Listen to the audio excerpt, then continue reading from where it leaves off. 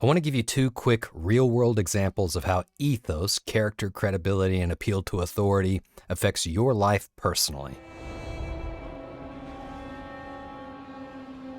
So I'm all out of shows and I need some serious suggestions. So what do? I go to Google and I go to the third, fourth, or fifth page of Google because that's where the best results are? No, I go to the first page of Google. Why?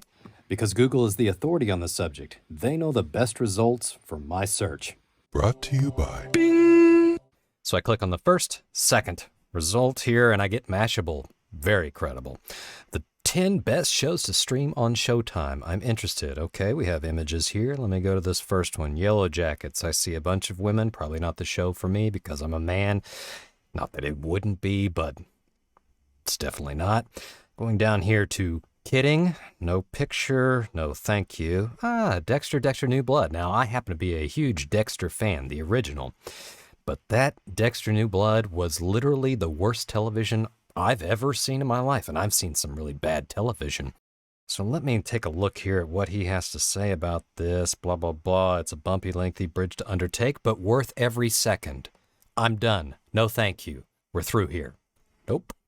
And just like that, I am no longer willing to listen to this person at all because they've lost all credibility with me. You're in this situation nearly every day. That ethos, that credibility, that character, that appeal to authority is so very important that if you fail to establish it or lose it somewhere in the middle of that speech could be over before you're done talking. So what do? You know about citing your credentials or citing somebody else's credentials like some solid research to give yourself credibility, but you should also be thinking about that audience analysis, how you're going to anticipate the audience's response to you and what you have to say. Because if there's a point in that speech where you can anticipate that you're going to get some pushback, Yellow Jackets, I see a bunch of women, probably not the show for me, and you don't explicitly acknowledge that pushback, people are out. Just like that. Now, a lot of this audience analysis will be very broad. You'll look at demographics, age, sex, race, ethnicity, socioeconomic status. All of these broad categories will tell you something about a group of people. But you can do even better because you know these people, at least a little bit now. And if you have a big time presentation, something that's very important to you that you need to go well, you should totally do a more specific audience analysis. There are probably 1 million to 1.5 million different ways of doing this, but here's an example of something called a power map or a mind map. And the point of this is to find out how your subject and your feelings coincide with your audiences. It's not to find something to flatter people about. We're not interested in flattery. We're finding genuine areas of common ground. What motivates these people? More specifically, what will motivate them to adopt my position, to feel and think the way that I do? Don't make the assumption that your motivations are equal. Adapt this speech to address your audience's motivations. Now, obviously, you don't have the time to make a power map, mind map for every single person and every single audience for every single speech that you ever give. But if you have a high-stakes presentation to give, make the time for this. It will greatly affect the success or failure of that speech.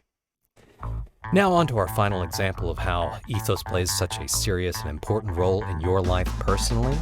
A quick shout out to Miss Alicia in the advanced online class. Now Alicia is almost certainly, I can't imagine a situation where this wouldn't happen. Alicia is getting an A in this class already before it's even done. And if down the road she needs a reference or my help in any way, she's got it. Why? Because I respect the hell out of her. That's ethos. You know all those readings that I think are really important for you to do, but I don't require that you fill anything out or prove to me that you've read them? Even though it's not a requirement, Alicia tells me her thoughts on every reading and they're really thorough. You can tell that she's put in some serious thought. It's awesome to read. And no, she didn't have to do it. None of you have to do it. And you, many of you, will still get the A because, hey, you didn't require that I do this. Exactly. She did it anyway. And boom, just like that, everything out of Alicia's mouth suddenly sounds sweeter.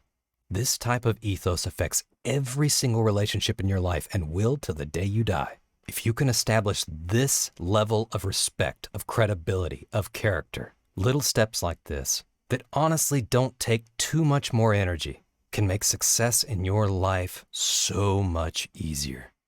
Something to consider. Till next time.